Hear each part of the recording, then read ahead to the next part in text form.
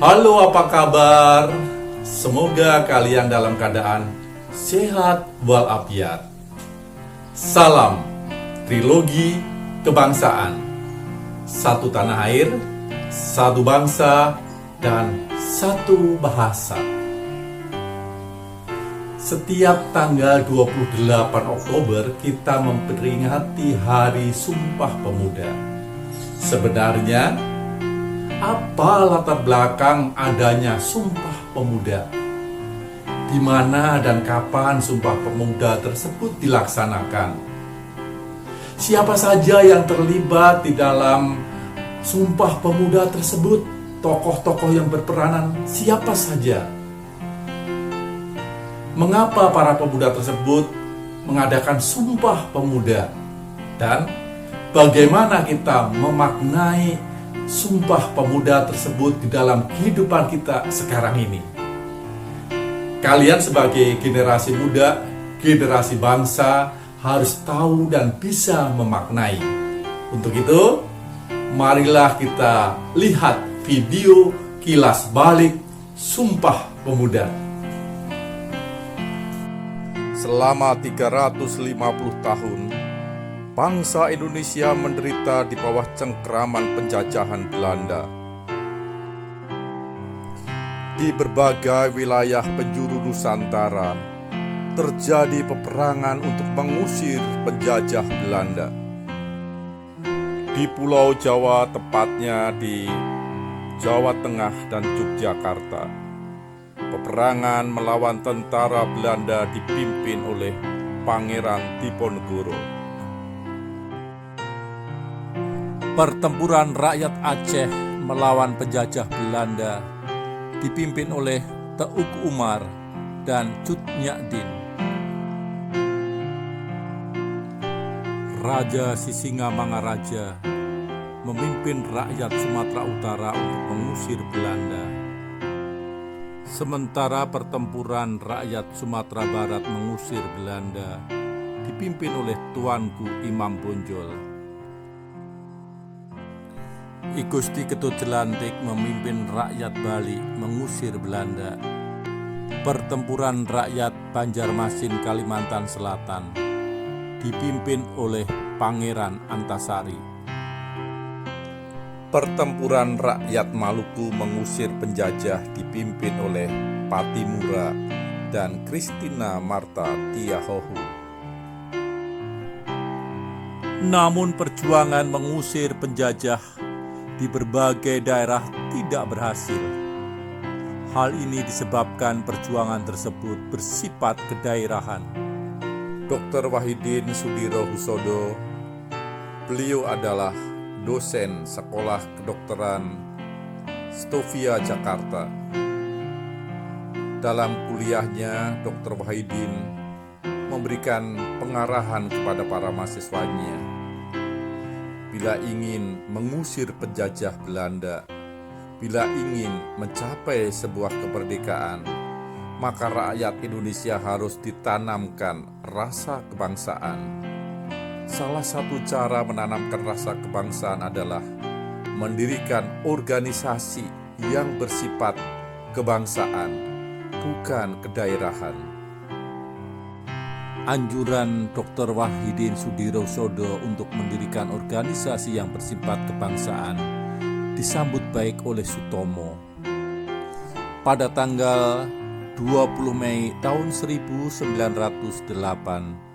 Sutomo mendirikan sebuah organisasi yang pertama di Indonesia, sebuah organisasi yang bersifat kebangsaan. Era kebangkitan nasional dimulai setelah Sutomo mendirikan Budi Utomo. Berbagai organisasi kebangsaan yang lainnya mulai bermunculan di Indonesia. Di antaranya, Kiai Haji Ahmad Dahlan mendirikan organisasi yang bernama Muhammadiyah. Kiai Haji Samanhudi mendirikan organisasi yang bernama Syarikat Islam. Pada tahun 1915 lahir organisasi kaum pemuda Jawa yang bernama Trikoro Darmo. 3 tahun kemudian organisasi diberganti nama Jong Java. Setelah berdiri organisasi Jong Java, kemudian disusullah berdiri organisasi-organisasi kepemudaan suku lainnya. Di antaranya Jong Ambon, perkumpulan pemuda asal daerah Ambon. Jong Batak, perkumpulan pemuda dari daerah Tapanuli. Jong Sumateren Bon, perkumpulan pelajar asal Sumatera. Sekarukun, perkumpulan pemuda asal Jawa Barat. Pemuda kaum Betawi. Jong Islamieten Bon, perkumpulan pemuda Islam. Dalam perjalanan berorganisasi, akhirnya para pemuda menyadari bahwa organisasi yang mereka bangun hanyalah organisasi yang bersifat kedaerahan atau kesukuan. Menyadari pentingnya persatuan dan kesatuan untuk mencapai Indonesia merdeka, berbagai perkumpulan pemuda mengadakan Kongres Pemuda 1 pada tanggal 30 April sampai dengan 2 Mei 1926. Para pemuda sepakat untuk menggalang persatuan dan kesatuan dan akan menyelenggarakan Kongres Pemuda yang kedua dengan melibatkan lebih banyak dari berbagai perkumpulan pemuda. 2 tahun kemudian diselenggarakan Kongres Pemuda yang kedua yang dilaksanakan di Jalan Kramat 106 Jakarta pada tanggal 27 sampai 28 Oktober 1928. Kongres Pemuda yang kedua dihadiri oleh 9 perkumpulan pemuda dan berbagai elit politik. Dalam kongres tersebut, seluruh pemuda menyatakan ingin bersatu dan mereka bersama-sama mengucapkan ikrar Sumpah Pemuda. Sumpah Pemuda. Kami putra dan putri Indonesia mengaku bertumpah darah yang satu, tanah Indonesia. Kami putra dan putri Indonesia mengaku berbangsa yang satu, bangsa Indonesia. Kami putra dan putri Indonesia menjunjung bahasa persatuan, bahasa Indonesia.